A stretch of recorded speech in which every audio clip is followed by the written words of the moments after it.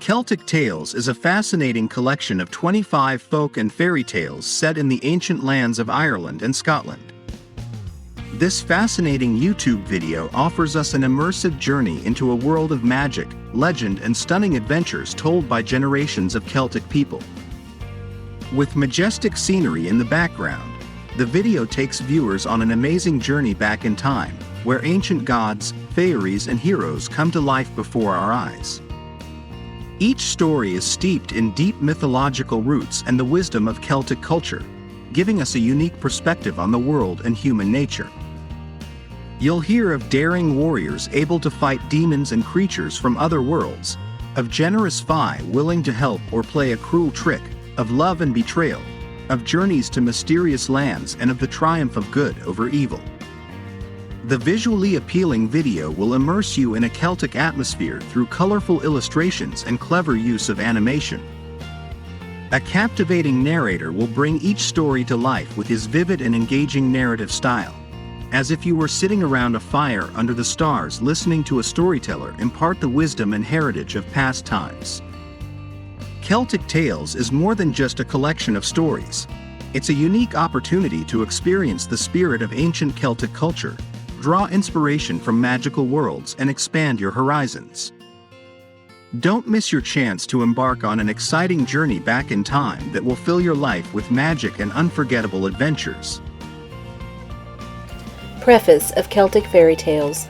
Celtic Fairy Tales, selected and edited by Joseph Jacobs. Preface. Last year, in giving the young ones a volume of English fairy tales, my difficulty was one of collection.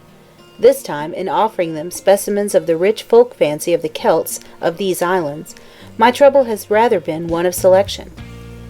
Ireland began to collect her folk tales almost as early as any country in Europe, and Croker has found a whole school of successors in Carleton, Griffin, Kennedy, Curtin, and Douglas Hyde.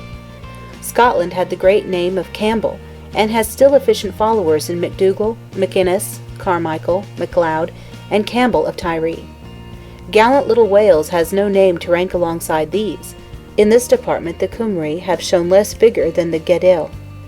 Perhaps the Eisteddfod, by offering prizes for the collection of Welsh folk tales, may remove this inferiority.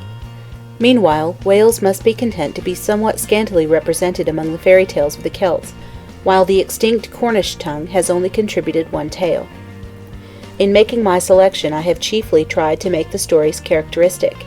It would have been easy, especially from Kennedy, to have made up a volume entirely filled with Grimm's goblins à la Celtique. But one can have too much even of that very good thing, and I have therefore avoided, as far as possible, the more familiar formulae of folk tale literature. To do this I had to withdraw from the English-speaking Pale both in Scotland and Ireland, and I laid down the rule to include only tales that have been taken down from Celtic peasants ignorant of English. Having laid down the rule, I immediately proceeded to break it. The success of a fairy book, I am convinced, depends on the due mixture of the comic and the romantic. Grimm and Asbjornsen knew this secret, and they alone. But the Celtic peasant who speaks Gaelic takes the pleasure of telling tales somewhat sadly. So far as he has been printed and translated, I found him, to my surprise, conspicuously lacking in humour. For the comic relief of this volume I have therefore had to turn mainly to the Irish peasant of the Pale, and what richer source could I draw from? For the more romantic tales I have depended on the Gaelic, and as I know about as much of Gaelic as an Irish nationalist MP, I have had to depend on translators. But I have felt myself more at liberty than the translators themselves, who have generally been over-literal in changing, exercising, or modifying the original. I have even gone further. In order that the tales should be characteristically Celtic, I have paid more attention to tales that are to be found on both sides of the North Channel. In retelling them, I have had no scruple in interpolating now and then a Scotch incident into an Irish variant of the same story, or vice versa. Where the translators appeal to English folklorists and scholars, I am trying to attract English children. They translated, I endeavour to transfer. In short, I have tried to put myself into the position of an Olam or Shinaki, familiar with both forms of Gaelic, and anxious to put his stories in the best way to attract English children. I trust I shall be forgiven by Celtic scholars for the changes I have had to make to effect this end. The stories collected in this volume are longer and more detailed than the English ones I brought together last Christmas. The romantic ones are certainly more romantic, and the comic ones perhaps more comic, though there may be room for a difference of opinion on this latter point. This superiority of the Celtic folk tales is due as much to the conditions under which they have been collected as to any innate superiority of the folk imagination. The folk tale in England is in the last stages of exhaustion. The Celtic folk tales have been collected while the practice of storytelling is still in full vigor, though there are every signs that its term of life is already numbered. The more reason why they should be collected and put on record while there is yet still time. On the whole, the industry of the collectors of Celtic folklore is to be commended, as may be seen from the survey of it I have prefixed to the notes and references at the end of this volume. Among these, I would call attention to the study of the legend of Beth Gellert, the origin of which, I believe, I have settled. While I have endeavored to render the language of the tales simple and free from bookish artifice, I have not felt at liberty to retell the tales in the English way. I have not scrupled to retain a Celtic turn of speech, and here and there a Celtic word, which I have not explained within brackets, a practice to be abhorred of all good men. A few words unknown to the reader only add effectiveness and local color to a narrative, as Mr. Kipling well knows. One characteristic of the Celtic folklore I have endeavored to represent in my selection, because it is nearly unique at the present day in Europe. Nowhere else is there so large and consistent a body of oral tradition about the national and mythical heroes as amongst the Gaels. Only the byline, or hero songs of Russia, equal in extent the amount of knowledge about the heroes of the past that still exists among the Gaelic-speaking peasantry of Scotland and Ireland.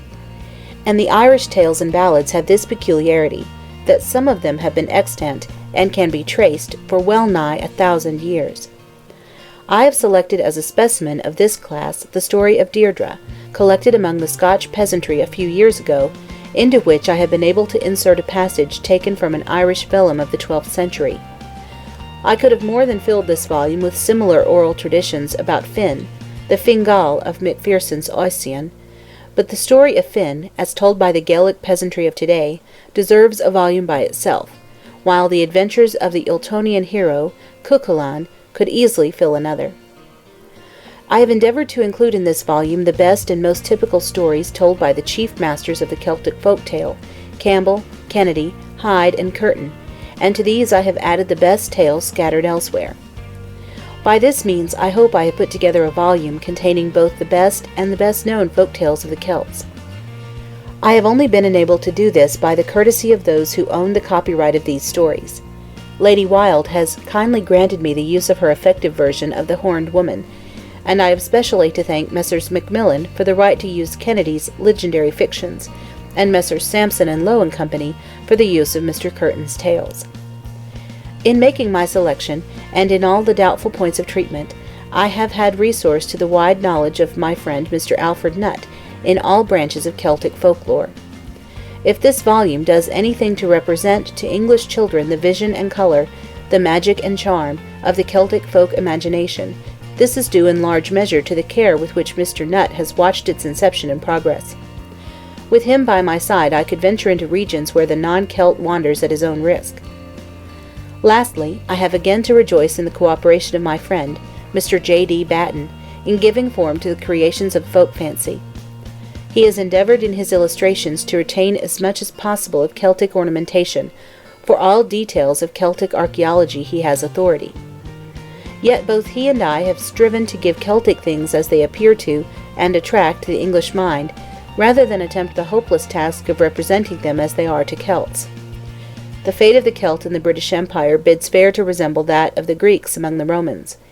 They went forth to battle, but they always fell, yet the captive Celt has enslaved his captor in the realm of imagination. The present volume attempts to begin the pleasant captivity from the earliest years. If it could conceive in giving a common fund of imaginative wealth to the Celtic and the Saxon children of these isles, it might do more for a true union of hearts than all your politics. Joseph Jacobs. End of preface. Chapter 1. Celtic Fairy Tales. Chapter 1. Connla and the Fairy Maiden. Connla of the Fiery Hair was son of Conn of the 100 Fights. One day as he stood by the side of his father, on the height of Usna, he saw a maiden clad in strange attire towards him coming. "Whence comest thou, maiden?" said Connla. "I come from the plains of the ever-living," she said, "there where is neither death nor sin. There we keep holiday always, nor need we help from any in our joy. And in all our pleasure we have no strife. And because we have our homes in the round green hills, men call us the hill folk." The king and all with him wondered much to hear a voice when they saw no one, for save Connla alone, none saw the fairy maiden. "To whom art thou talking, my son?" said Conn the king. Then the maiden answered, "Connla speaks to a young fair maid, whom neither death nor old age awaits. I love Connla, and now I call him away to the plain of pleasure, Moy Mel, where Boadag is king, for aye. Nor has there been sorrow or complaint in that land since he held the kingship. Oh, come with me, Connla of the fiery hair, ruddy as the dawn with thy tawny skin. A fairy crown awaits thee to grace thy comely face and royal form. Come, and never shall thy comeliness fade, nor thy youth, till the last awful day of judgment." The king, in fear at what the maiden said, which he heard though he could not see her, called aloud to his druid, Coran by name. "O Coran, of the many spells," he said, "and of thy cunning magic I call upon thy aid. A task is upon me too great for all my skill and wit, greater than any laid upon me since I seized the kingship. A maiden unseen has met us, and by her power would take from me my dear, my comely son. If thou help not, he will be taken from thy king by woman's wiles and witchery." Then Coran the druid stood forth and chanted his spells towards the spot where the maiden's voice had been heard. And none heard her voice again, nor could Connla see her longer. Only as she vanished before the druid's mighty spell, she threw an apple to Connla. For a whole month from that day Connla would take nothing, either to eat or to drink, save only from that apple. But as he ate it, it grew again, and always kept whole. And all the while there grew within him a mighty yearning and longing after the maiden he had seen. But when the last day of the month of waiting came, Connla stood by the side of the king his father on the plain of Arcomin, and again he saw the maiden come towards him, and again she spoke to him. "'Tis a glorious place, forsooth, that Connla holds among short-lived mortals awaiting the day of death. But now the folk of life, the ever-living ones, beg and bid thee come to Moy Mel, the plain of pleasure, for they have learnt to know thee, seeing thee in thy home among thy dear ones." When Conn the king heard the maiden's voice, he called to his men aloud and said, "Summon swift my druid Coran, for I see she has again this day the power of speech." Then the maiden said, "O mighty Conn, fighter of 100 fights, the druid's power is little loved. It has little honor in the mighty land, peopled with so many of the upright. When the law comes, it will do away with the druid's magic spells that issue from the lips of the false black demon." Then Conn the king observed that since the coming of the maiden, Connla his son spoke to none that spake to him. So Conn of the 100 Fights said to him, "Is it to thy mind what the woman says, my son?" "'Tis hard upon me," said Connla. "I love my own folk above all things, but yet a longing seizes me for the maiden." When the maiden heard this, she answered and said, "The ocean is not so strong as the waves of thy longing. Come with me in my curragh, the gleaming, straight gliding crystal canoe. Soon can we reach Boadag's realm. I see the bright sun sink, yet, far as it is, we can reach it before dark. There is, too, another land worthy of thy journey, a land joyous to all that seek it. Only wives and maidens dwell there. If thou wilt, we can seek it, and live there alone together in joy." When the maiden ceased to speak, Connla of the fiery hair rushed away from his kinsman, and sprang into the curragh, the gleaming, straight gliding crystal canoe. And then they all, king and court, saw it glide away over the bright sea towards the setting sun, away and away, till eye could see it no longer. So Connla and the fairy maiden went forth on the sea, and were no more seen, nor did any know whither they came. End of Chapter 1. Chapter 2 of Celtic Fairy Tales. Celtic Fairy Tales, selected and edited by Joseph Jacobs. Chapter 2, Guleesh. There was once a boy in the county Mayo. Guleesh was his name. There was the finest rath and a little way off from the gable of the house, and he was often in the habit of seating himself on the fine grass bank that was running round it. One night he stood half leaning against the gable of the house and looking up into the sky and watching the beautiful white moon over his head. After he had been standing that way for a couple of hours, he said to himself, "My bitter grief that I am not gone away out of this place altogether. I'd sooner be any place in the world than here. Och, it's well for you, White Moon," says he, "that's turning round as you please yourself, and no man can put you back. I wish I was the same as you." Hardly was the word out of his mouth when he heard a great noise coming like the sound of many people running together, and talking and laughing and making sport. And the sound went by him like a whirl of wind, and he was listening to it going into the rath. "Musha by my soul," says he, "but ye're merry enough, and I'll follow ye." What was in it but the fairy host, though he did not know at first that it was they who were in it, but he followed them into the rath. It's there he heard the Fulparni and the Folparni, the Raplaihuta and the Roljabolja that they had there, and every man of them crying out as loud as he could, "My horse and bridle and saddle, my horse and bridle and saddle." "By my hand," said Guleesh, "my boy, that's not bad. I'll imitate ye." And he cried out as well as they, "My horse and bridle and saddle, my horse and bridle and saddle." And on the moment there was a fine horse with a bridle of gold and a saddle of silver standing before him. He leaped up on it, and the moment he was on its back he saw clearly that the rath was full of horses and of little people going riding on them. Said a man of them to him, "Are you coming with us tonight, Guleesh?" "I'm surely," said Guleesh. "If you are come along," said the little man, and out they went all together, riding like the wind, faster than the fastest horse ever you saw a-hunting, and faster than the fox and the hounds at his tail. The cold winter's wind that was before them, they overtook her, and the cold winter's wind that was behind them, she did not overtake them. And stop nor stay of that full race did they make none, until they came to the brink of the sea. Then every one of them said, "High over cap, high over cap," and that moment they were up in the air, and before Guleesh had time to remember where he was, they were down on dry land again, and were going like the wind. At last they stood still, and a man of them said to Guleesh, "Guleesh, do you know where you are now?" "Not a know," says Guleesh. "You are in France, Guleesh," said he.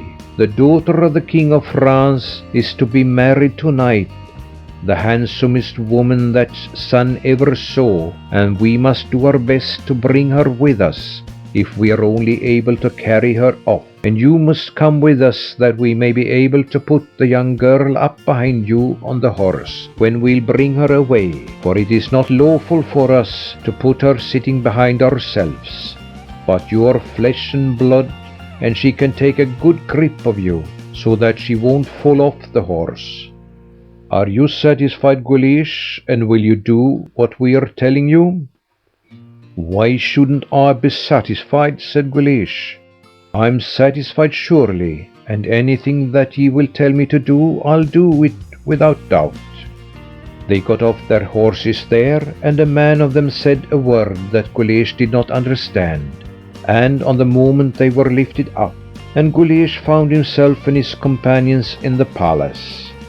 There was a great feast going on there, and there was not a nobleman or a gentleman in the kingdom but was gathered there, dressed in silk and satin, and gold and silver, and the night was so bright as the day with all the lamps and candles that were lit, and Guleesh had to shut his 2 eyes at the brightness.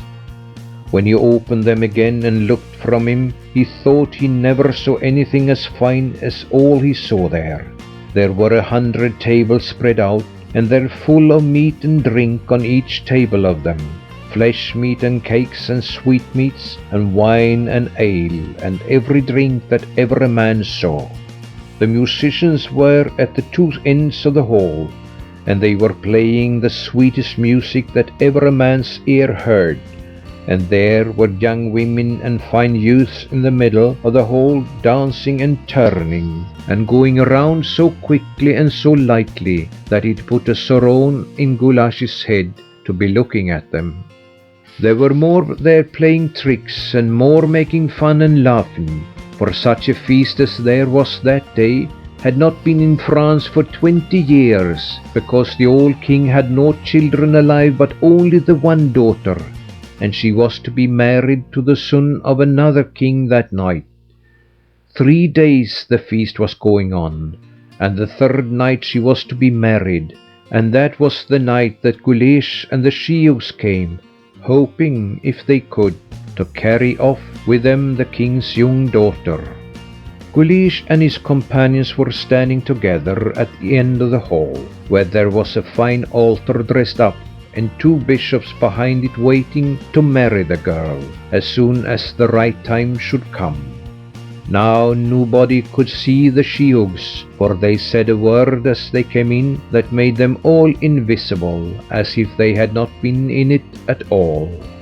"Tell me which of them is the king's daughter," said Guleesh, when he was becoming a little used to the noise and the light. "Don't you see her there away from you?" said the little man that he was talking to. Guleesh looked where the little man was pointing with his finger, and there he saw the loveliest woman that was, he thought, upon the ridge of the world.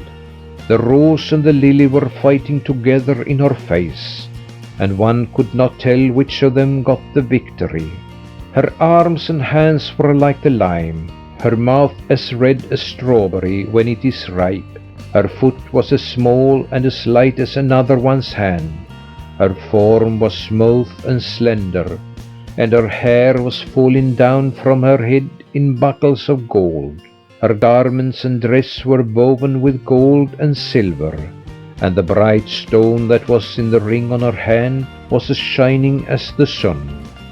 Guleesh was nearly blinded with all the loveliness and beauty that was in her, but when he looked again, he saw that she was crying, and that there was the trace of tears in her eyes.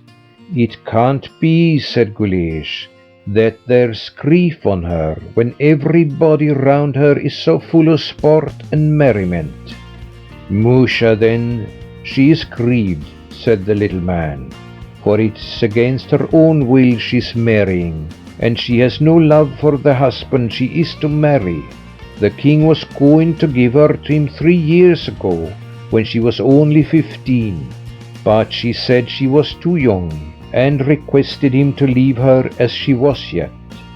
The king gave her a year's grace, and when that year was up he gave her another year's grace, and then another, but a week or a day he would not give her longer. And she is 18 years old tonight, and it's time for her to marry. But indeed," says he, and he crooked his mouth in an ugly way, "indeed, it's no king's son she'll marry, if I can help it." Guleesh pitied the handsome young lady greatly when he heard that, and he was heartbroken to think that it would be necessary for her to marry a man she did not like, or, what was worse, to take a nasty sheehogue for a husband. However, he did not say a word, though he could not help giving many a curse to the ill luck that was laid out for himself, to be helping the people that were to snatch her away from her home and from her father. He began thinking then what it was he ought to do to save her, but he could think of nothing. "Oh, if I could only give her some help and relief," said he. "I wouldn't care whether I were alive or dead, but I see nothing that I can do for her." He was looking on when the king's son came up to her and asked her for a kiss, but she turned her head away from him. Guleesh had double pity for her then, when he saw the lad taking her by the soft white hand and drawing her out to dance. They went round in the dance near where Guleesh was, and he could plainly see that there were tears in her eyes. When the dancing was over, the old king her father and her mother the queen came up and said that this was the right time to marry her, that the bishop was ready, and it was time to put the wedding ring on her and give her to her husband. The king took the youth by the hand, and the queen took her daughter, and they went up together to the altar, with the lords and great people following them. When they came near the altar and were no more than about 4 yards from it, the little she-hog stretched out his foot before the girl, and she fell. Before she was able to rise again, he threw something that was in his hand upon her, said a couple of words, and upon the moment the maiden was gone from amongst them. Nobody could see her, for that word made her invisible.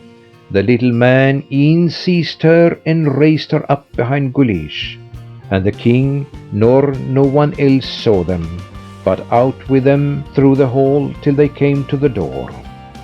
Oh, dear Mary, it's there the pity was, and the trouble and the crying and the wonder and the searching and the rook-on, when that lady disappeared from their eyes, and without their seeing what did it.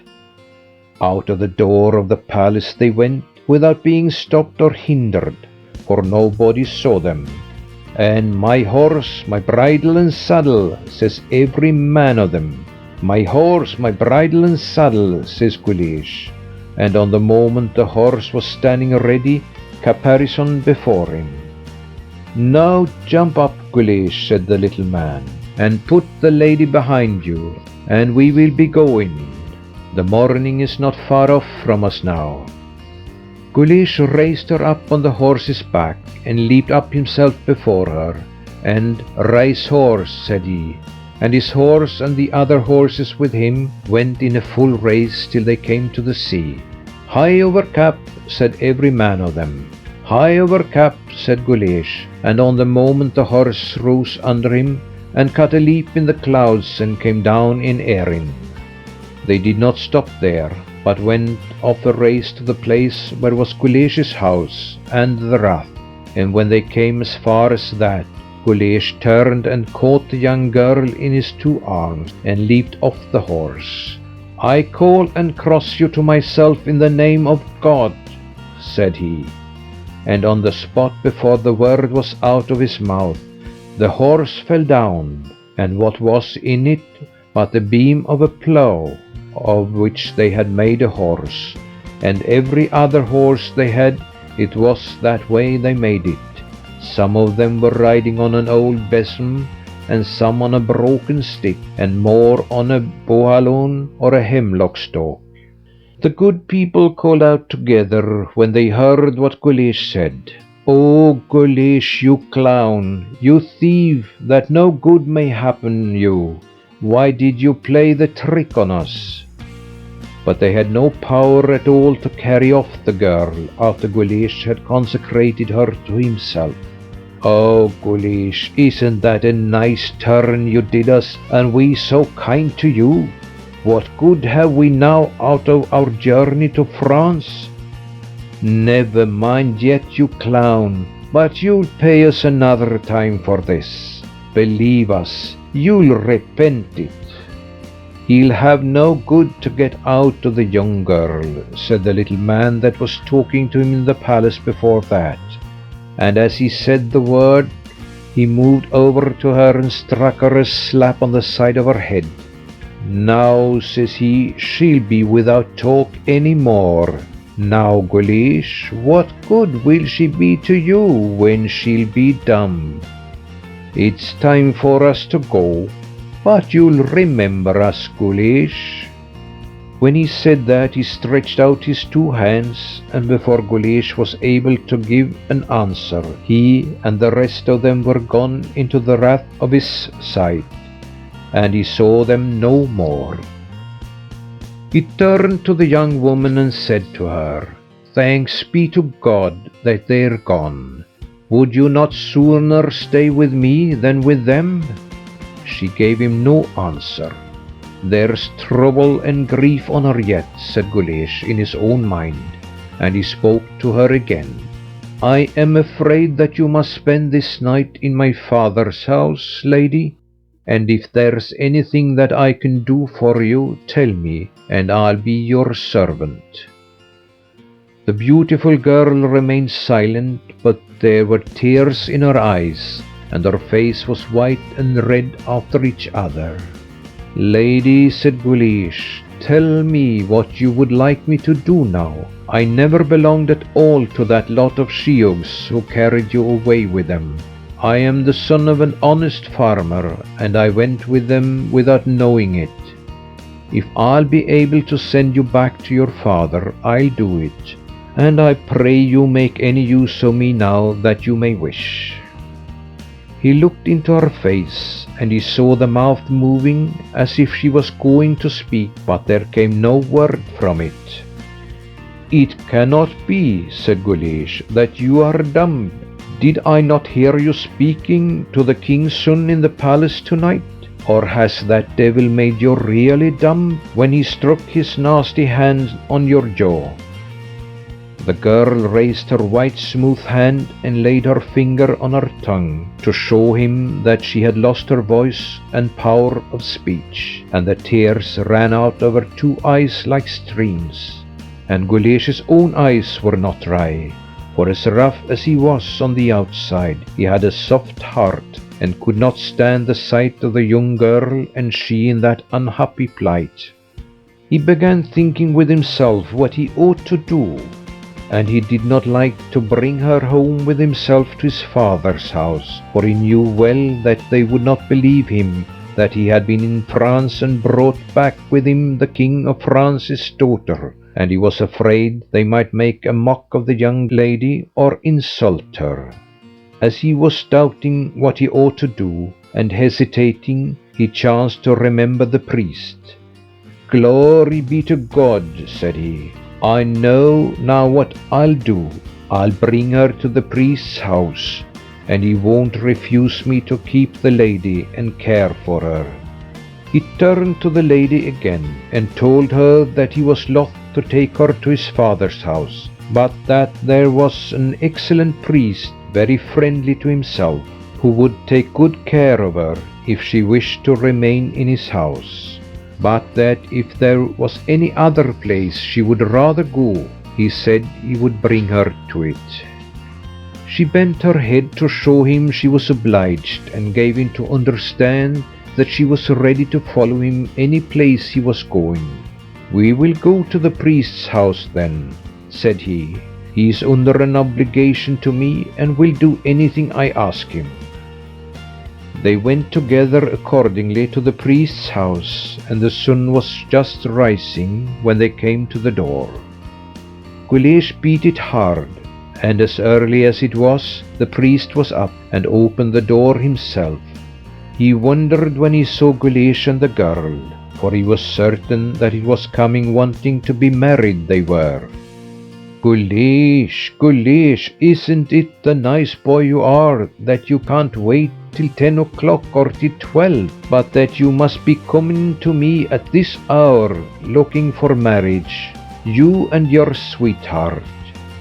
You ought to know that I can't marry you at such a time, or at all events can't marry you lawfully."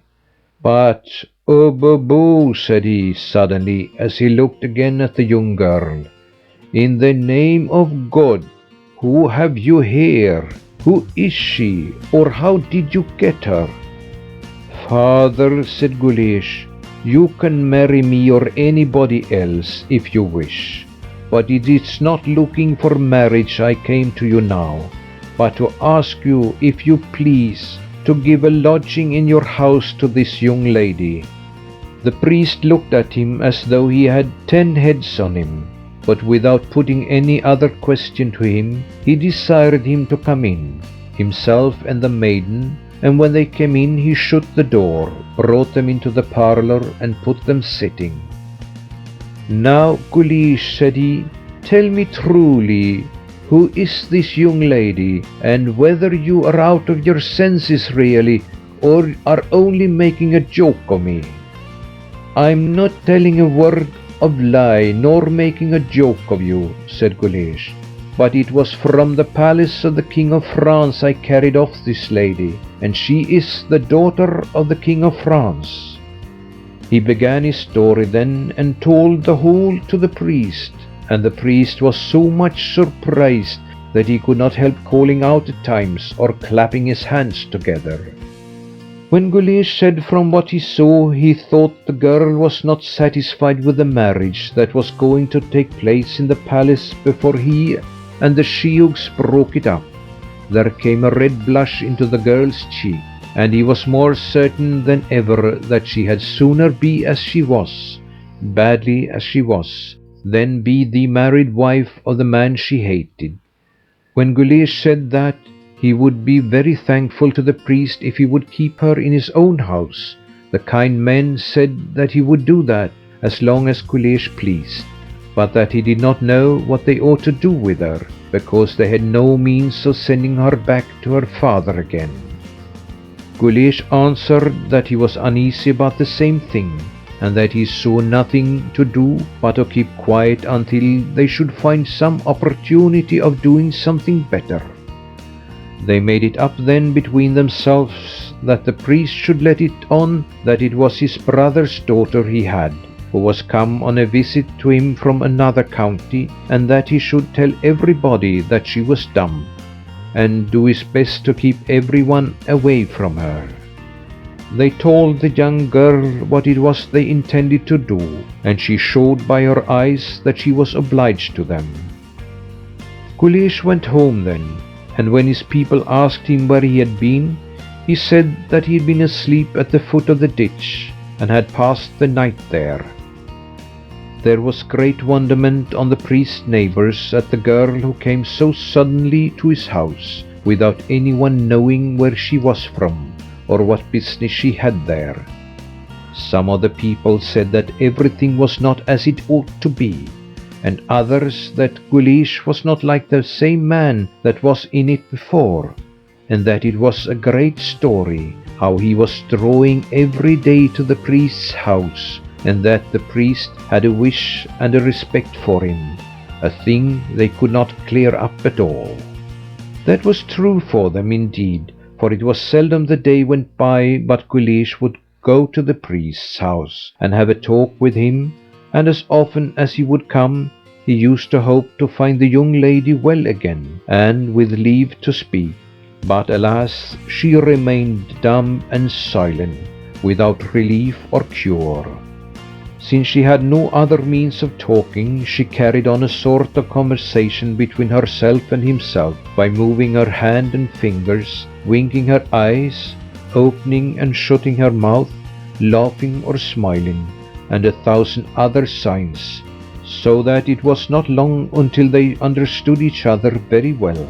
Guleesh was always thinking how he should send her back to her father, but there was no one to go with her, and he himself did not know what road to go, for he had never been out of his own country before the night he brought her away with him.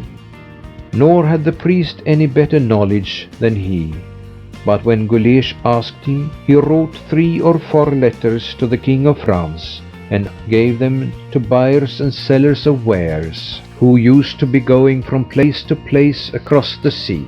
But they all went astray, and never a one came to the king's hand.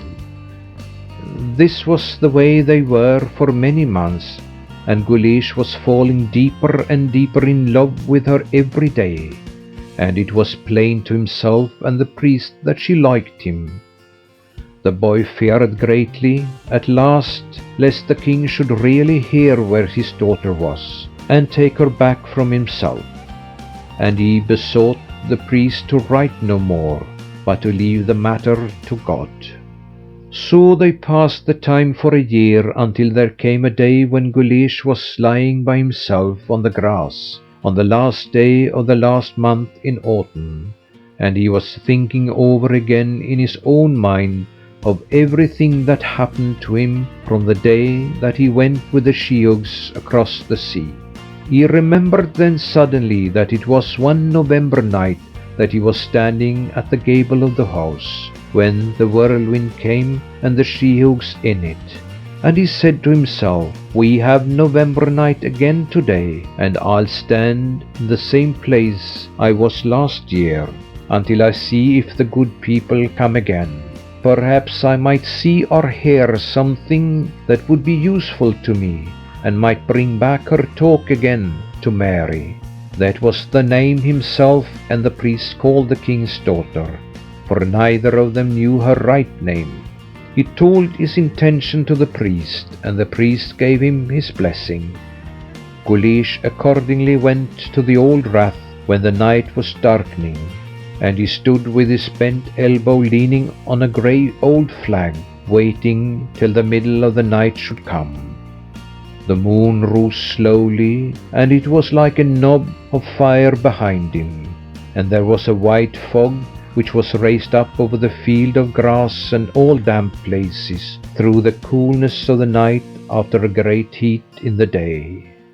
The night was calm as is a lake when there is not a breath of wind to move a wave on it, and there was no sound to be heard but the cronan of the insects that would go by from time to time, or the hoarse sudden scream of the wild geese as they passed from lake to lake, half a mile up in the air over his head, or the sharp whistle of the golden and green plover, rising and lying, lying and rising, as they do on a calm night.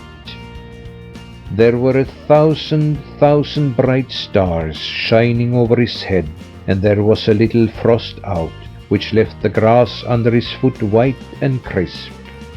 He stood there for an hour, for 2 hours, for 3 hours, and the frost increased greatly, so that he heard the breaking of the tranines under his foot as often as he moved.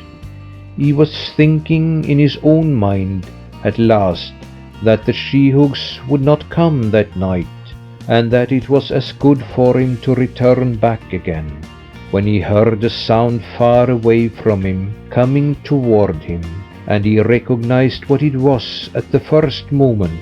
The sound increased, and at first it was like beating of waves on a stony shore, and then it was like the falling of a great waterfall, and at last it was like a loud storm in the tops of the trees, and then the whirlwind burst into the rath of one root, and the sheehogues were in it.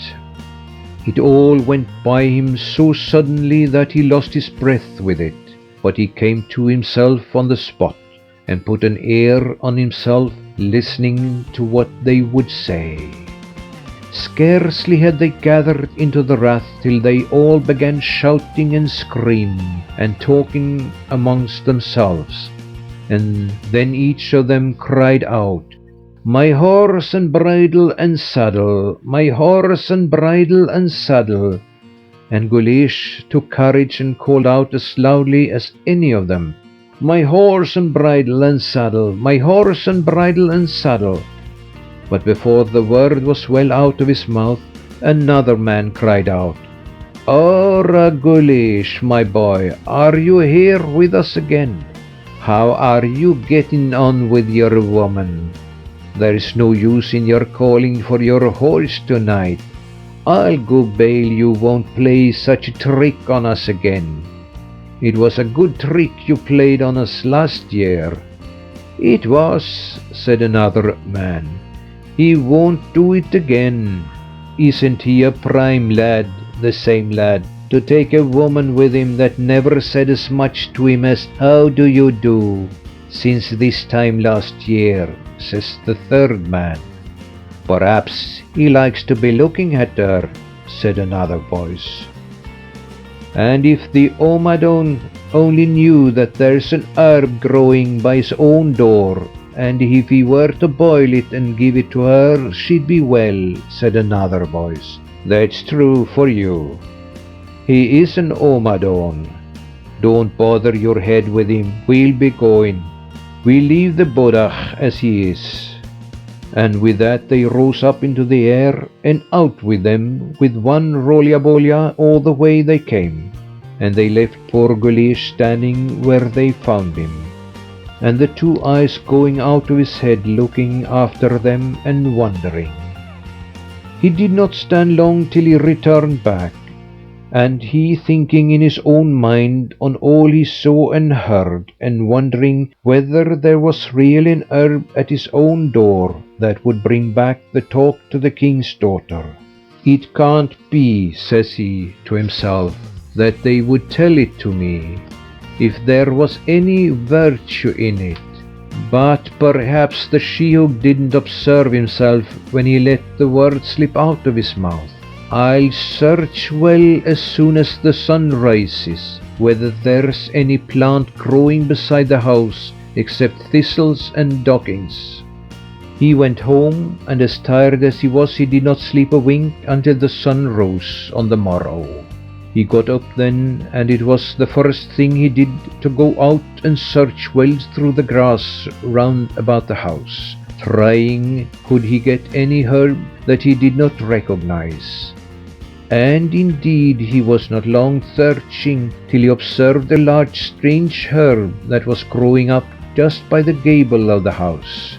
He went over to it and observed it closely, and saw that there were 7 little branches coming out of the stalk, and 7 leaves growing on every branch, each of them, and that there was a white sap in the leaves. It's very wonderful, he said to himself, that I never noticed this herb before. If there's any virtue in an herb at all, it ought to be in such a strange one as this. He drew out his knife, cut the plant and carried it into his own house, stripped the leaves off it and cut up the stalk, and there came a thick white juice out of it, as there comes out of the sow thistle when it is bruised, except that the juice was more like oil. He put it in a little pot, and a little water in it, and laid it on the fire until the water was boiling. And then he took a cup, filled it half up with the juice, and put it to his own mouth. It came into his head then that perhaps it was poison that was in it, and that the good people were only tempting him, that he might kill himself with that trick, or put the girl to death without meaning it. He put down the cup again, raised a couple of drops on the top of his finger, and put it to his mouth. It was not bitter, and indeed had a sweet, agreeable taste. He grew bolder then, and drank the full of a thimble of it, and then as much again, and he never stopped till he had half the cup drunk. He fell asleep after that, and did not wake till it was night, and there was great hunger and great thirst on him. He had to wait then till the day rose, but he determined as soon as he should wake in the morning that he would go to the king's daughter and give her a drink of the juice of the herb. As soon as he got up in the morning, he went over to the priest's house with the drink in his hand, and he never felt himself so bold and valiant and spirited and light as he was that day, and he was quite certain that it was the drink he drank which made him so hearty. When he came to the house, he found the priest and the young lady within, and they were wondering greatly why he had not visited them for 2 days. He told them all his news, and said that he was certain that there was great power in that herb, and that it would do the lady no hurt, for he tried it himself and got good from it, and then he made her taste it, for he vowed and swore that there was no harm in it. Guleesh handed her the cup, and she drank half of it, and then she fell back on her bed, and a heavy sleep came on her, and she never woke out of that sleep till the day on the morrow. Guleesh and the priest sat up the entire night with her, waiting till she should awake, and they between hope and unhope, between expectation of saving her and fear of hurting her. She awoke at last, when the sun had gone half its way through the heavens. She rubbed her eyes and looked like a person who did not know where she was. She was like one astonished when she saw Guleesh and the priest in the same room with her, and she sat up doing her best to collect her thoughts. The two men were in great anxiety, waiting to see would she speak or would she not speak. And when they remained silent for a couple of minutes, the priest said to her, "Did you sleep well, Mary?" And she answered him, "I slept, thank you." No sooner did Guleesh hear her talking than he put a shout of joy out of him, and ran over to her and fell on his 2 knees and said, "1,000 thanks to God, who has given you back the talk, lady of my heart. Speak again to me." The lady answered him that she understood it was he who boiled that drink for her and gave it to her, that she was obliged to him from her heart for all the kindness he showed her since the day she first came to Ireland, and that he might be certain that she never would forget it.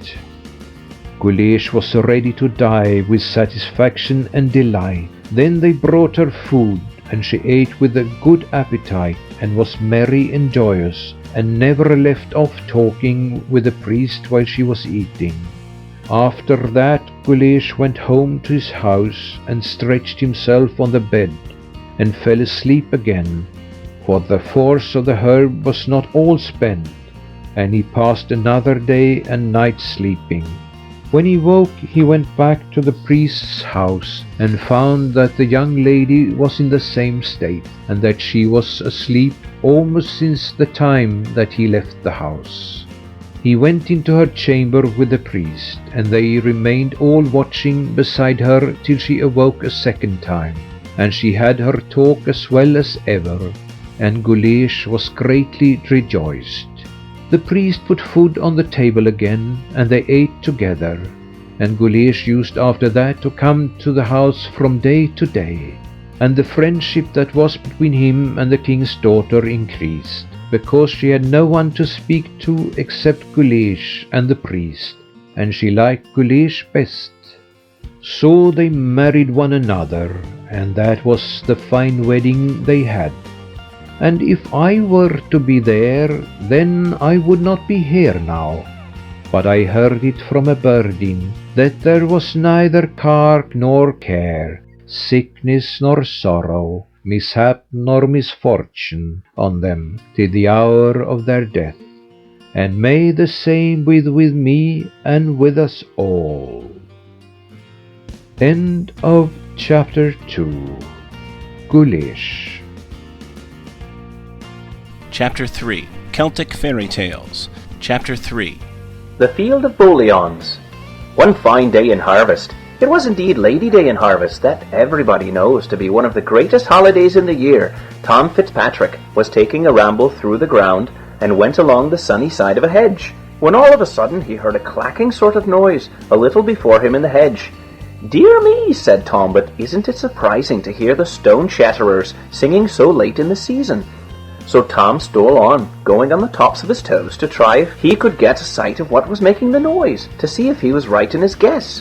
The noise stopped, but as Tom looked sharply through the bushes, what should he see in a nook of the hedge but a brown pitcher that might hold about 1.5 gallons of liquor, and by a little wee teeny-tiny bit of an old man with a little motty of a cocked hat stuck upon the top of his head, a deeshy-doshy leather apron hanging before him, pulled out a little wooden stool and stood up upon it, and dipped a little piggin into the pitcher, and took out the full of it, and put it beside the stool, and then sat down under the pitcher, and began to work at putting a heel piece on a bit of a brogue just fit for himself.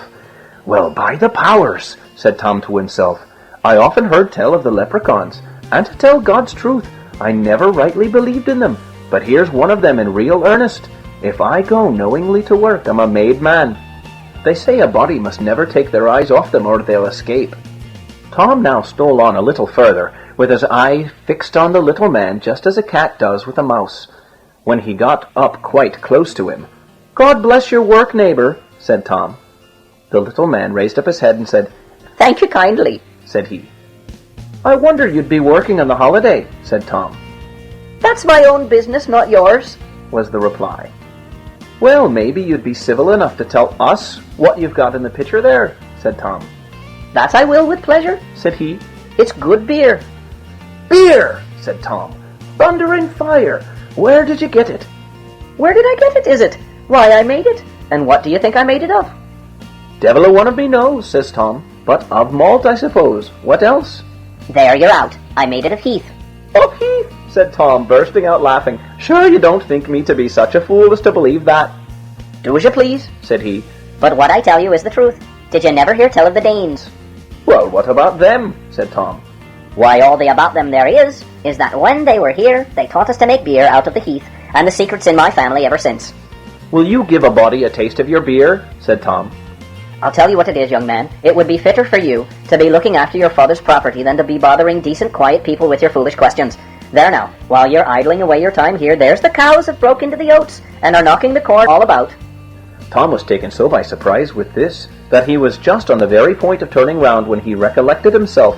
So afraid that the like might happen again, he made a grab at the leprechaun and caught him up in his hand, but in his hurry he overset the pitcher and spilt all the beer, so that he could not get a taste of it to tell what sort it was.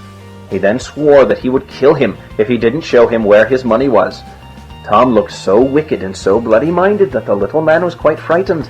"So," says he, "Come along with me a couple of fields off, and I'll show you a crock of gold."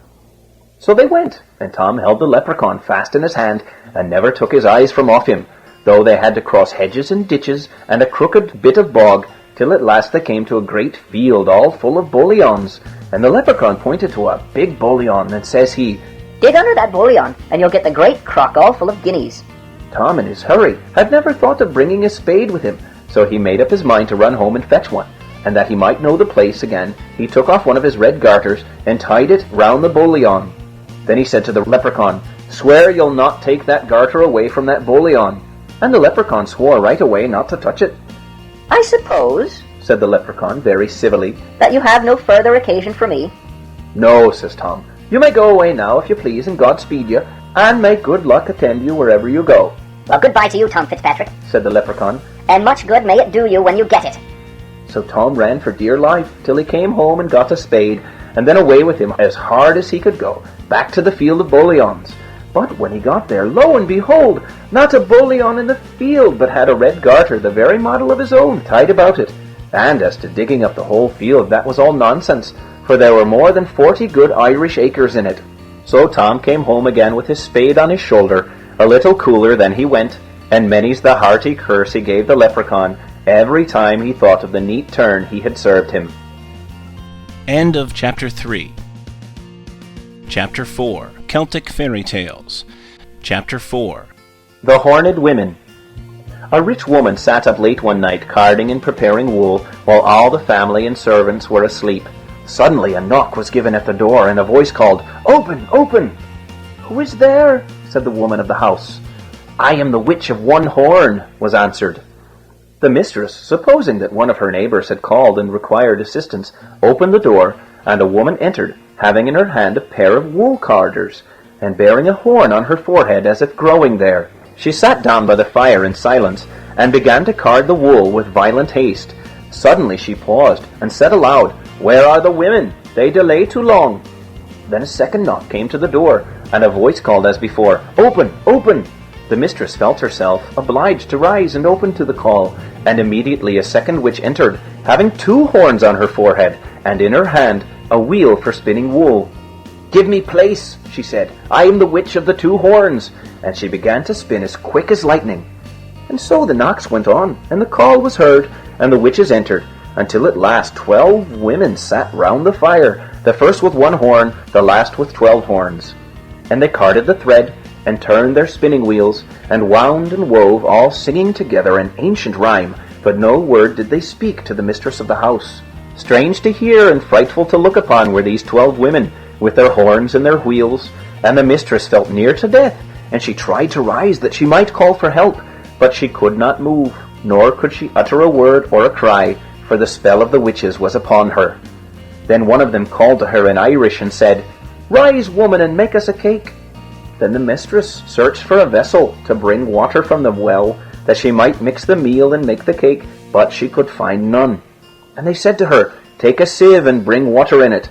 And she took the sieve and went to the well. But the water poured from it, and she could fetch none for the cake, and she sat down by the well and wept. Then a voice came by her and said, take yellow clay and moss, and bind them together, and plaster the sieve so that it will hold. This she did, and the sieve held the water for the cake. And the voice said again, return, and when thou comest to the north angle of the house, cry aloud 3 times and say, the mountain of the Fenian women in the sky over it is all on fire. And she did so. When the witches inside heard the call, a great and terrible cry broke from their lips, and they rushed forth with wild lamentations and shrieks, and fled away to Slievenamon, which was their chief abode.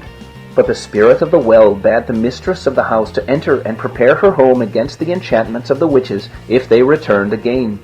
And first, to break their spells, she sprinkled the water in which she had washed her child's feet, the feet water, outside the door on the threshold. Secondly, she took the cake, which, in her absence, the witches had made of meal mixed with the blood drawn from the sleeping family, and she broke the cake in bits, and placed a bit in the mouth of each sleeper, and they were restored. And she took the cloth they had woven, and placed it half in and half out of the chest with a padlock.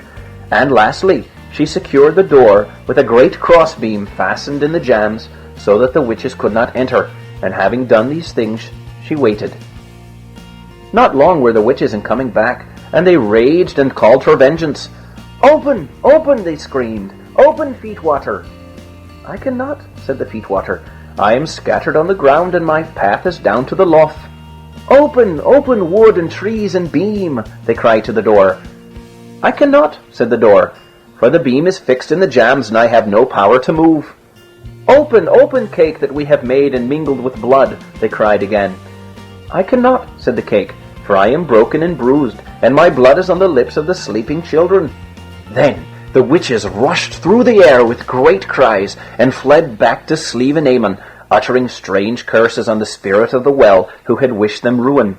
But the woman and the house were left in peace, and a mantle, dropped by one of the witches in her flight, was kept hung up by the mistress in memory of that night, and this mantle was kept by the same family from generation to generation for 500 years after.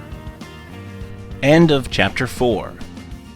Chapter 5 of Celtic Fairy Tales. Celtic Fairy Tales, selected and edited by Joseph Jacobs. Chapter 5. Conall Yellowclaw. Conall Yellowclaw was a sturdy tenant in Erin. He had 3 sons. There was at that time a king over every 5th of Erin. It fell out for the children of the king that was near Conall that they themselves and the children of Conall came to blows. The children of Conall got the upper hand, and they killed the king's big son. The king sent a message for Conall, and he said to him, O Conall, what made your sons go to spring on my sons till my big son was killed by your children? But I see that though I follow you revengefully, I shall not be much better for it. And I will now set a thing before you, and if you will do it, I will not follow you with revenge. If you and your sons will get me the brown horse of the king of Lochlan, you shall get the souls of your sons. Why, said Conall, should not I do the pleasure of the king, though there should be no souls of my sons in dread at all? Hard is the matter you require of me, but I will lose my own life, and the life of my sons, or else I will do the pleasure of the king. After these words Conall left the king, and he went home. When he got home he was under much trouble and perplexity. When he went to lie down he told his wife the thing the king had set before him. His wife took much sorrow that he was obliged to part from herself, while she knew not if she would see him more. O Conall, said she, why didst not thou let the king do his own pleasure to thy sons, rather than be going now, while I know not if I ever shall see thee more? When he rose on the morrow, he set himself and his 3 sons in order, and they took their journey towards Lochlan, and they made no stop but tore through ocean till they reached it. When they reached Lochlan, they did not know what they should do. Said the old man to his sons, "Stop ye, and we will seek out the house of the king's miller." When they went in to the house of the king's miller, the man asked them to stop there for the night. Conall told the miller that his own children and the children of his king had fallen out, and that his children had killed the king's son, and there was nothing that would please the king but that he should get the brown horse of the king of Lochlan. "If you will do me a kindness and will put me in a way to get him, for certain I will pay you for it." "The thing is silly that you are come to seek," said the miller, "for the king has laid his mind on him so greatly that you will not get him in any way unless you steal him. But if you can make out a way, I will keep it secret." "This is what I'm thinking," said Conall. "Since you are working every day for the king, you and your gillies could put myself and my son into 5 sacks of bran." "The plan that has come into your head is not bad," said the miller. The miller spoke to his gillies, and he said to them to do this, and they put them in 5 sacks. The king's gillies came to seek the bran, and they took the 5 sacks with them, and they emptied them before the horses. The servants locked the door, and they went away. When they rose to lay hand on the brown horse, said Conall, "You shall not do that. It is hard to get out of this. Let us make for ourselves 5 hiding holes, so that if they hear us we may go and hide." They made the holes, then they laid hands on the horse. The horse was pretty well unbroken, and he set to making a terrible noise through the stable. The king heard the noise. "It must be my brown horse," said he to his gillies. "Find out what is wrong with him." The servants went out, and when Conall and his sons saw them coming, they went into the hiding holes. The servants looked amongst the horses, and they did not find anything wrong. And they returned, and they told this to the king. And the king said to them that if nothing was wrong, they should go to their places of rest. When the gillies had time to be gone, Conall and his sons laid their hands again on the horse. If the noise was great that he made before, the noise he made now was 7 times greater. The king sent a message for his gillies again, and said for certain there was something troubling the brown horse. "Go and look well about him." The servants went out, and they went to their hiding holes. The servants rummaged well and did not find a thing. They returned, and they told this. "That is marvelous for me," said the king. "Go you to lie down again, and if I notice it again, I will go out myself." When Conall and his sons perceived that the gillies were gone, they laid hands again on the horse, and one of them caught him. And if the noise that the horse made on the 2 former times was great, he made more this time. "Be this from me," said the king. "It must be that someone is troubling my brown horse." He sounded the bell hastily, and when his waiting man came to him, he said to him to let the stable gillies know that something was wrong with the horse. The gillies came, and the king went with them. When Conall and his sons perceived the company coming, they went to the hiding holes. The king was a wary man, and he saw where the horses were making a noise. "Be wary," said the king. "There are men within the stable. Let us get at them somehow." The king followed the tracks of the men, and he found them. Every one knew Conall, for he was a valued tenant of the king of Erin.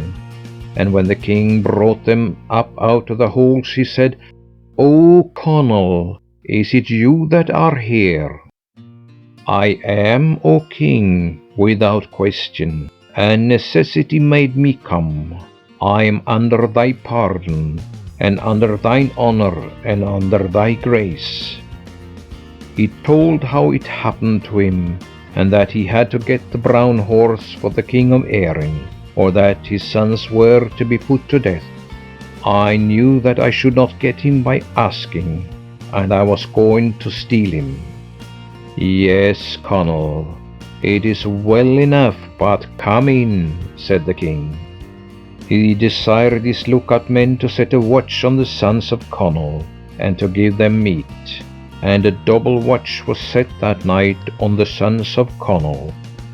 Now, O Conall, said the king, were you ever in a harder place than to be seeing your lot of sons hanged tomorrow? But you set it to my goodness and to my grace, and say that it was necessity brought it on you, so I must not hang you. Tell me any case in which you were as hard as this, and if you tell that, you shall get the soul of your youngest son. I will tell a case as hard in which I was, said Conall.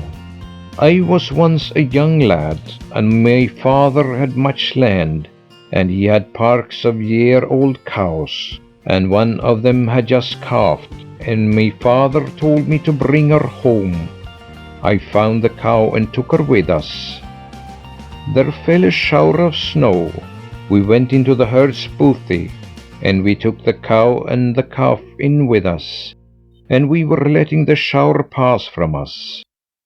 Who should come in but one cat and 10, and one great one-eyed fox-coloured cat as head bard over them. When they came in very deed, I myself had no liking for their company. Strike up with you, said the head bard.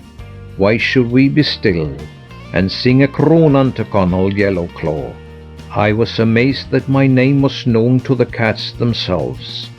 When they had sung the cronan, said the head bard, Now, O Conall, pay the reward of the cronan that the cats have sung to thee. Well then, said I myself, I have no reward whatsoever for you, unless you should go down and take that calf. No sooner said I the word than the 2 cats and 10 went down to attack the cow, and in very deed he did not last them long. Play up with you, why should you be silent? Make a cronan to Conall Yellowclaw, said the head bard. Certainly I had no liking at all for the cronan, but up came the 1 cat and 10, and if they did not sing me a cronan then and there, pay them now their reward, said the great fox-coloured cat. I'm tired myself of yourselves and your rewards, said I. I have no reward for you unless you take that cow down there. They betook themselves to the cow, and indeed she did not last them long.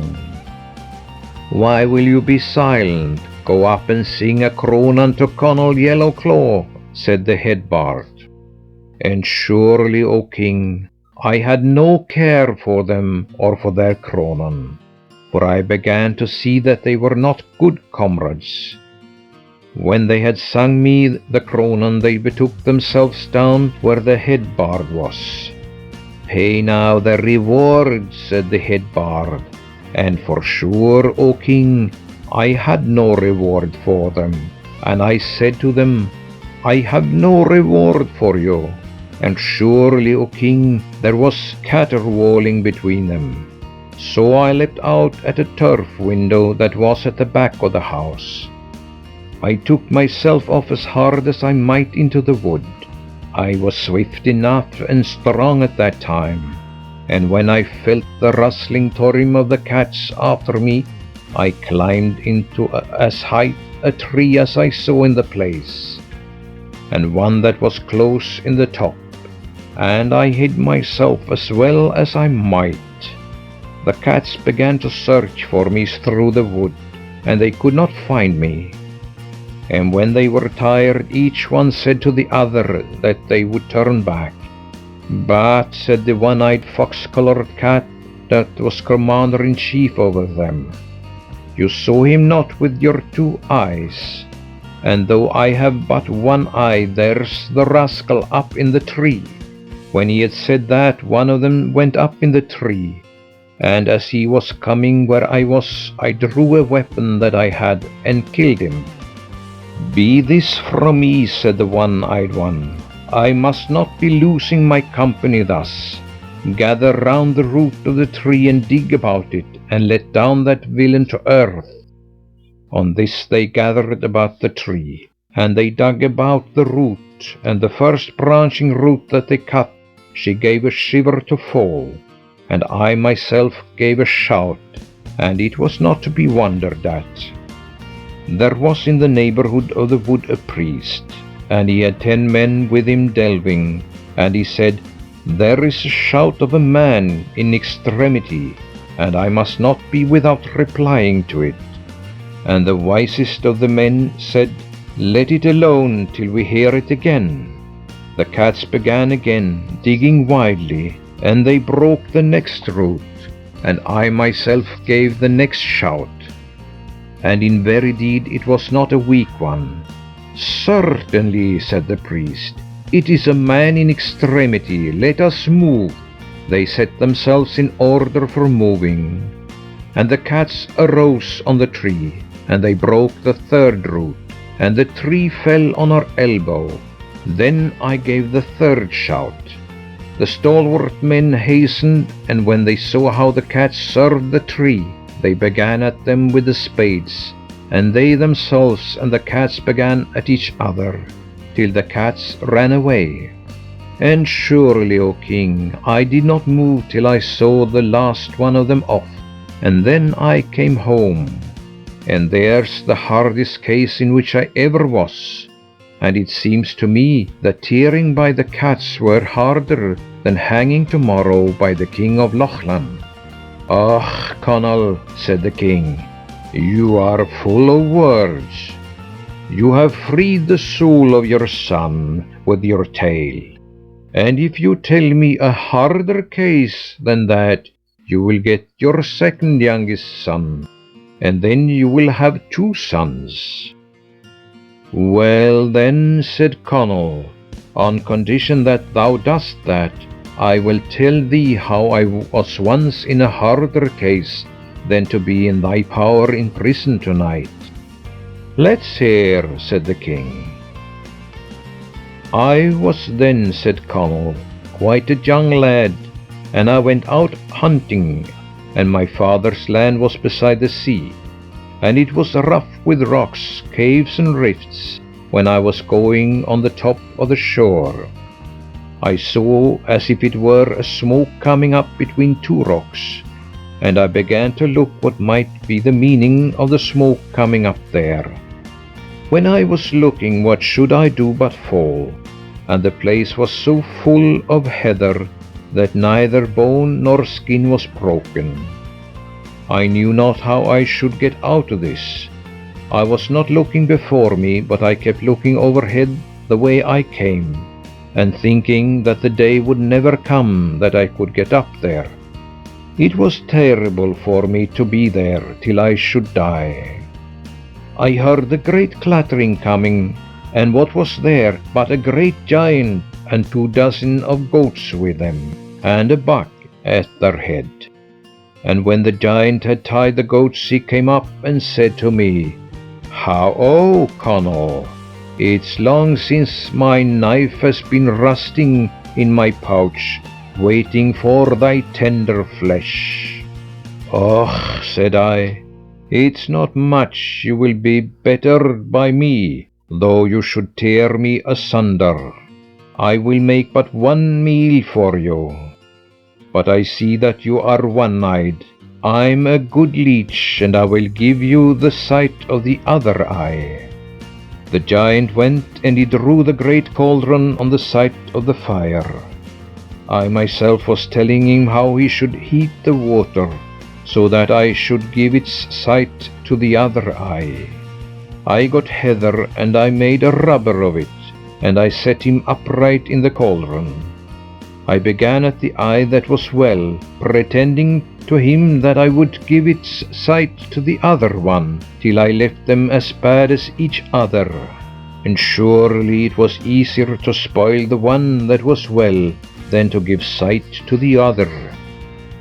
When he saw that he could not see a glimpse, and when I myself said to him that I would get out in spite of him, he gave a spring out of the water, and he stood in the mouth of the cave, and he said that he would have revenge for the sight of his eye. I had but to stay there crouched the length of the night, holding in my breath in such a way that he might not find out where I was. When he felt the birds calling in the morning, and knew that the day was, he said, "Art thou sleeping? Awake and let out my lot of goats." I killed the buck. He cried, "I do believe that thou art killing my buck." "I am not," said I, "but the ropes are so tight that I take long to loose them." I let out one of the goats, and there he was caressing her, and he said to her, "There thou art, thou shaggy, hairy white goat, and thou seest me, but I see thee not." I kept letting them out by the way of one and one, as I flayed the buck, and before the last one was out, I had him flayed bagwise. Then I went and I put my legs in place of his legs, and my hands in place of his forelegs, and my head in place of his head, and the horns on top of my head, so that the brute might think that it was the buck. I went out. When I was going out, the giant laid his hand on me, and he said, "There thou art, thou pretty buck. Thou seest me, but I see thee not." When I myself got out, and I saw the world about me, surely, O king, joy was on me. When I was out and had shaken the skin off me, I said to the brute, "I am out now, in spite of you." "Aha," said he, "hast thou done this to me? Since thou wert so stalwart that thou hast got out, I will give thee a ring that I have here. Keep the ring, and it will do thee good." "I will not take the ring from you," said I, "but throw it, and I will take it with me." He threw the ring on the flat ground. I went myself, and I lifted the ring, and I put it on my finger. When he said me then, "Is the ring fitting thee?" I said to him, "It is." Then he said, "Where art thou, ring?" And the ring said, "I am here." The brute went towards where the ring was speaking. And now I saw that I was in a harder case than ever I was. I drew a dirk, I cut the finger from me, and I threw it from me as far as I could out on the loch, and there was a great depth in the place. He shouted, "Where art thou, ring?" And the ring said, "I am here," though it was on the bed of ocean. He gave a spring after the ring, and out he went in the sea. And I was as pleased then when I saw him drowning, as though you should grant my own life and the life of my 2 sons with me, and not lay any more trouble on me. When the giant was drowned, I went in and took with me all he had of gold and silver, and I went home, and surely great joy was on my people when I arrived. And as a sign now, look, the finger is off me. Yes, indeed, Conall, you are worthy and wise, said the king. I see the finger is off you. You have freed your 2 sons. But tell me a case in which you ever were that is harder than to be looking on your son being hanged tomorrow, and you shall get the soul of your eldest son. Then went my father, said Connell, and he got me a wife, and I was married, and I went to hunt. I was going beside the sea, and I saw an island over in the midst of the loch, and I came there where a boat was with a rope before her, and a rope behind her, and many precious things within her. I looked myself on the boat to see how I might get part of them. I put in the one foot, and the other foot was on the ground. And when I raised my head, what was it but the boat over in the middle of the loch, and she never stopped till she reached the island. When I went out of the boat returned where she was before. I did not know now what I should do. The place was without meat or clothing, without the appearance of a house on it. I came out on the top of a hill. Then I came to a glen. I saw in it at the bottom of a hollow a woman with a child, and the child was naked on her knee, and she had a knife in her hand. She tried to put the knife to the throat of the babe, and the babe began to laugh in her face, and she began to cry, and she threw the knife behind her. I thought to myself that I was near my foe and far from my friends, and I called to the woman, "What are you doing here?" And she said to me, "What brought you here?" I told her myself word upon word how I came. "Well then," said she, "it was so I came also." She showed me to the place where I should come in where she was. I went in, and I said to her, "What was the matter that you were putting the knife on the neck of the child?" "It is that he must be cooked for the giant who is here, or else no more of my world will be before me." Just then we could be hearing the footsteps of the giant. "What shall I do? What shall I do?" cried the woman. I went to the cauldron, and by luck it was not hot, so in it I got just as the brute came in. "Hast thou boiled that youngster for me?" he cried. "He's not done yet," said she. And I cried out from the cauldron, "Mammy, Mammy, it's boiling, I am." Then the giant laughed out, "Hi ho, hogareich," and heaped on wood under the cauldron. And now I was sure I would scald before I could get out of that. As fortune favored me, the brute slept beside the cauldron. There I was scalded by the bottom of the cauldron. When she perceived that he was asleep, she set her mouth quietly to the hole that was in the lid, and she said to me, "Was I alive?" I said I was. I put up my head, and the hole in the lid was so large that my head went through easily. Everything was coming easily with me till I began to bring up my hips. I left the skin of my hips behind me, but I came out. When I got out of the cauldron, I knew not what to do, and she said to me that there was no weapon that would kill him but his own weapon. I began to draw his spear, and every breath that he drew, I thought I would be down his throat. And when his breath came out, I was back again just as far. But with every ill that befell me, I got the spear loosed from him. Then I was as one under a bundle of straw in a great wind, for I could not manage the spear, and it was fearful to look on the brute who had but one eye in the midst of his face, and it was not agreeable for the like of me to attack him. I drew the dart as best I could, and I set it in his eye. When he felt this, he gave his head a lift, and he struck the other end of the dart on the top of the cave, and it went through to the back of his head. And he fell cold dead where he was. And you may be sure, O king, that joy was on me. I myself and the woman went out on clear ground, and we passed the night there.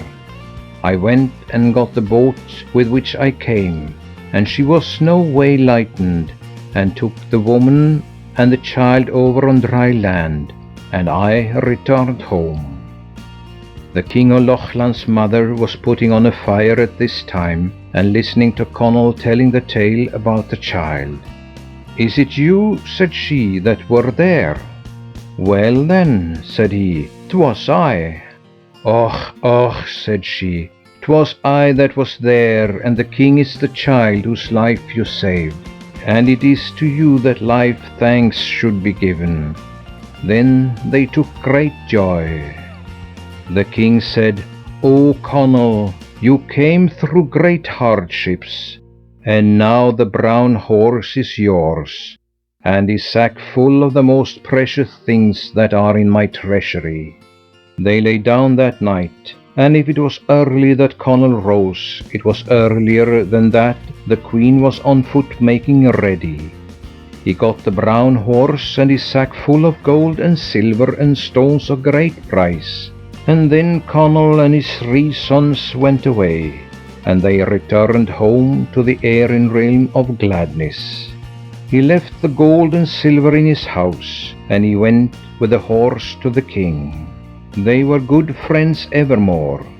He returned home to his wife, and they set in order a feast, and that was a feast if ever there was one, O son and brother.